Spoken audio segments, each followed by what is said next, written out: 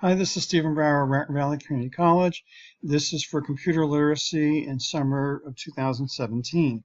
This video is intended for those that either haven't seen Microsoft Excel before or are very rusty in using Excel. Okay, so, well, first thing you might notice is I actually have Word open and not Excel.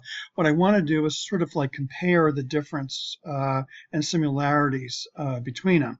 So let me go and start Excel.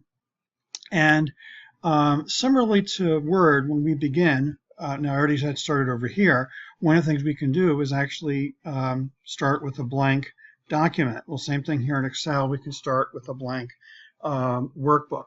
And probably the first thing you notice visually is how different they are at first glance. Well, there are some similarities, though. In other words, there's the toolbars up top have some similar items to it. In other words, you can see part where you can pick fonts, just looking a little bit different. You know, indenting. So there's some things that are very similar, and then other things that are quite different, like what is this Greek symbol over here? Those kind of things. The other thing, then the part that looks very different is sort of the main part here. So when we're in a blank document, this what we see here is sort of what we'll print on the page, especially when the print layout view.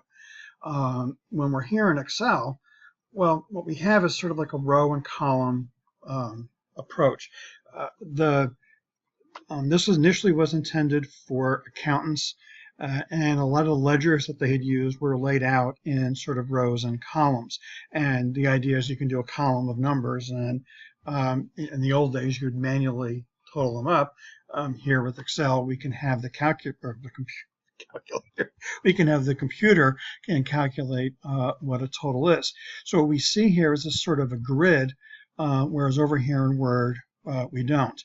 Now, over in Word, let's click over here. See the blinking cursor? If I start typing, that's where my text will go. And if I scroll down here, it's off the screen, but where the blinking cursor is up there. And if I start typing, that's where what I type will go. Well, here, what we have is there's sort of this heavy border, and that's what's known as the active cell. So if we start typing, then that is where the stuff is going to go, the stuff that we're typing. If I scroll off, so it's not in view, and even if I start typing right now, it's going to go into that place. So like in Word, we talked about putting the insertion point different places, and in Excel, we'll talk about having the active cell. Now, there are some visual clues. There's some visual aids that will let us know where we are. And so I'm just going to randomly click over here. And so one thing, we see how there's like a slightly different color, the gray, and like the little green underline, and over here the gray, and sort of the green vertical bar. And so I can see that I am in column E, and I'm in row 8. The other thing, in the upper left-hand corner, you actually see the same thing, E8, and this is what's known as a cell reference. And a cell reference is the column, which is given by a letter, and the row, which is given by a number.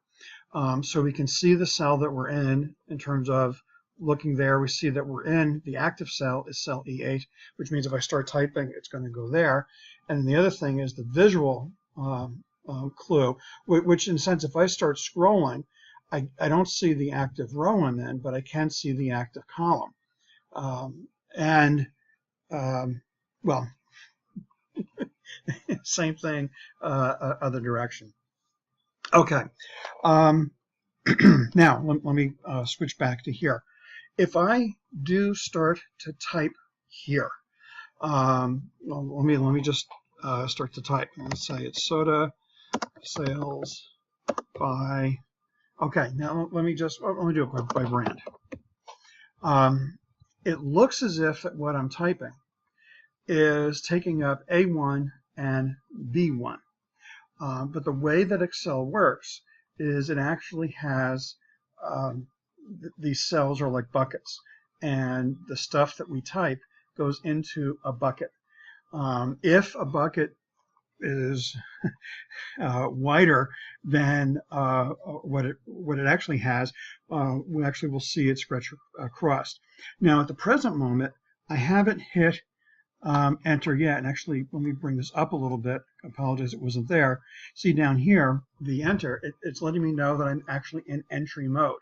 And if you notice, to the right of D in brand, there is my blinking cursor.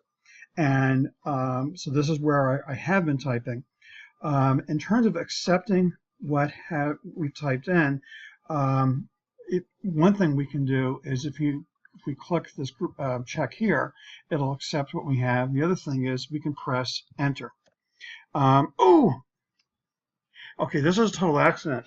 I was doing something else and I wanted the direction to change, and since I just did, well, let me just go and fix this. So if I go under options and I go under, I'm sorry, it's not proof, general.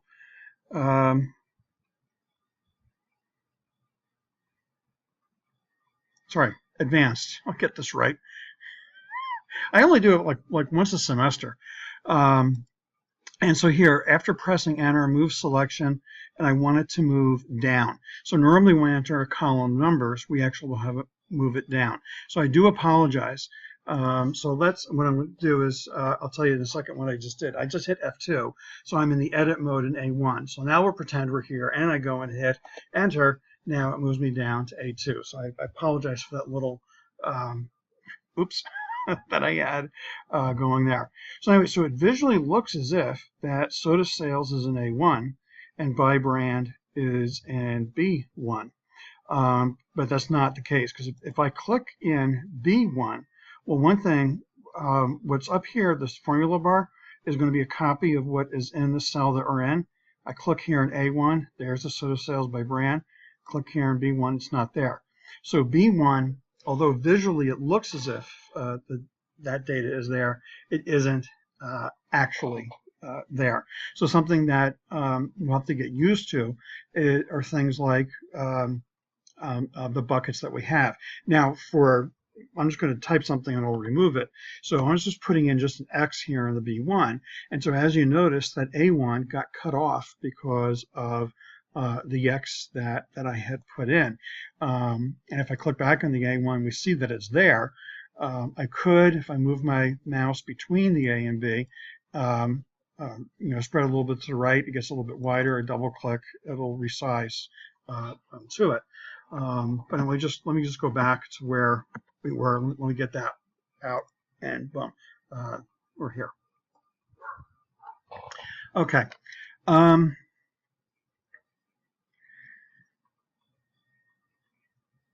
Well, let me just type a couple more things in. So let's say what I'm envisioning for this is that we're actually going to have our soda brands. Let me just go, I have the down arrow, it's going to go down one more.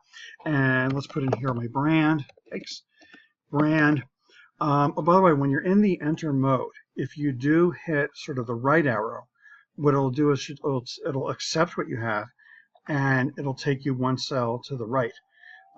So I had started typing in their brand, and I hit the right arrow. And so if I'm thinking I'm going to be putting in my column headings, then I can go and deliberately put my columns headings in. Now, what we have in Excel is they have this sort of an autofill that can fill in things sort of in a planned way.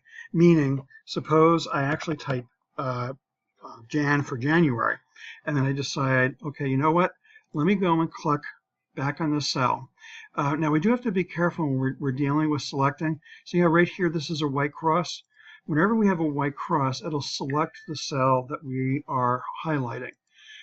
If we see the up, down, left, right arrow that we have here, that actually would be for moving, so we do have to be careful. In the lower right hand corner, we actually have this black cross. So we have to kind of like over, and let's switch back to Word.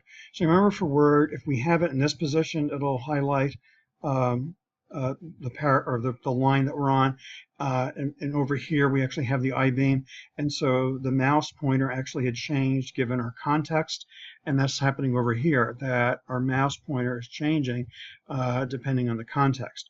Well, in the lower right-hand corner, there's this autofill, and we're going to use it in two different ways. One is to copy formulas. The other thing is it can sort of intelligently sort of fill things out for us. So it knows months, and so if I and what I'm doing is I'm holding the button and I'm moving to the right, so January, February, March, and it actually had filled them in January, February, March. So when we're dealing with, if we know we're dealing with months, we can just type the first month, and even though here abbreviated only did 3 letters, it'll fill in the rest that we have. It's intelligent in the sense that suppose I go and do, let's say, Q1, and now I take this and I drag to the right. I'll do Q2, Q3, because all the quarters are done. But it's not intelligent in the sense that if I do Larry, and it's not going to go and give us Mo and Curly. So it's not, wouldn't it be great if it did? So it's not going to actually go do that. Okay, let's put this back. Let's do January, February, March, just for giggles and grins. And now let me fill in over here my my brands. Let's do, I don't know, burpee, and let's do I don't know, cola, and let's do I don't know, other. Okay. Now, one of the things, hang on a second. Okay, I got some data in real quick, and I want to have you sit through as I did that. What I want to do is talk about things like column totals and row totals. So suppose down here we want the total for January, and suppose over here we want the total for burpee over the 3 months. Well, one thing I can do is if I know I'm going to put totals in here, let me just put total as a label here.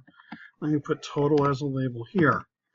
Now, the chapter will step you through painstakingly putting some formulas in. What I want to do is show you something that we can do in Excel. What I'm going to do is I'm going to highlight one row beyond and one column beyond for this bunch of numbers that we have. And in the upper right-hand corner, you see that the sigma, that's the Greek symbol sigma, it's AutoSum. And if I click the AutoSum, what it does is it actually will put in the formulas for us. Now, if I just go and let's click on just this, we see what's here is a sum. And here's the sum for C, here's the sum for D, and look over here, here's the sum for row 4, B to D, the sum for row 5, B to D, and the sum for row 6, B to D.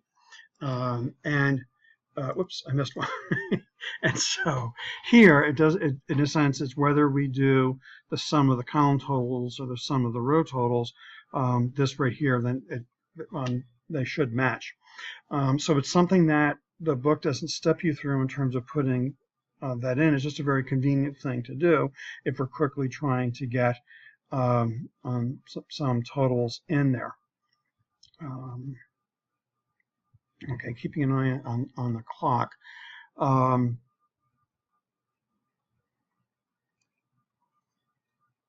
Okay, but what I'm going to do for a second is just like we had the undo in Word, let me undo that sum that I just did. And so what the book will step us through is actually coming up with, well, if I just hit the AutoSum, now what we get here, this is the dancing marquee. And it's basically Excel is saying, this is what I guess you want to total. And so we have the option of accepting it or not. So sum, the SUM that's there, that is a function. And in parentheses, B4 colon B6, that is a range.